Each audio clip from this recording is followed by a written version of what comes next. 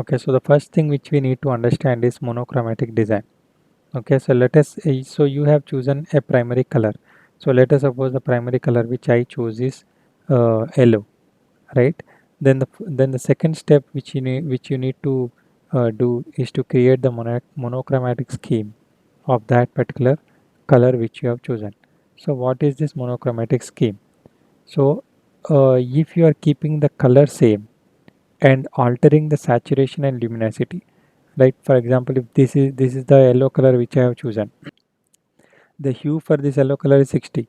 So I keep the hue same, but I alter the saturation and luminosity values to different values. Then the color palette which I get, or the variations in the color which I get, is called as uh, monochromatic color scheme. Okay, so I there is a formula which I use to generate this color scheme. So the same formula I am going to tell it to you, so you can just follow it blindly. Okay, so this is the color, actual color, which is hue of 60 and saturation of 100 and luminosity of 50, which I have taken. Okay, so always take, always as I told, for the primary color, you need to make sure saturation and luminosity is 150. Okay, so that is the first step.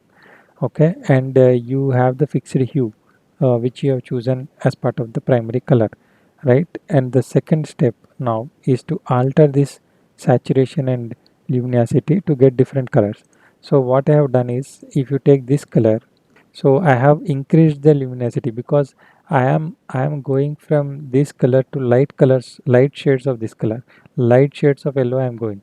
So to get the light shades of yellow, I need to increase the luminosity or brightness. So to which level I increased? I increased the level of luminosity by 15 points. Okay, the maximum is 100, minimum is 0. The existing value before here was 50. So now I have increased it from 50 to 65, which is 15 points. And at the same time, I have decreased the saturation from 100 to 85, which is also 15 points. Okay, so I increased the luminosity and I decreased the saturation. So that's how I got this one. So both I have done it by 15. So you can just blindly follow this formula for any color. Okay, and it will be good. Okay, so then take this color. Okay, earlier I have reduced it by 15, right? So I have increased the luminosity from 65 to 80, and I have decreased the saturation again by 15, which is 65 to 40. So keep increasing the luminosity and keep decreasing the saturation to get the lighter shade until you go to 5. Okay, so if you see here, I got the luminosity as 95. The maximum is 100, right? I got it as 95. So this is the maximum value, and the saturation is 10. So until this point, you keep decreasing. Okay, the similar formula for increasing also.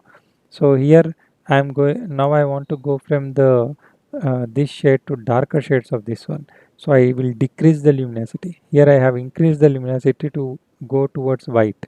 Right now I am decreasing the luminosity by 15, and I decrease the saturation also, because saturation here is maximum, which is 100.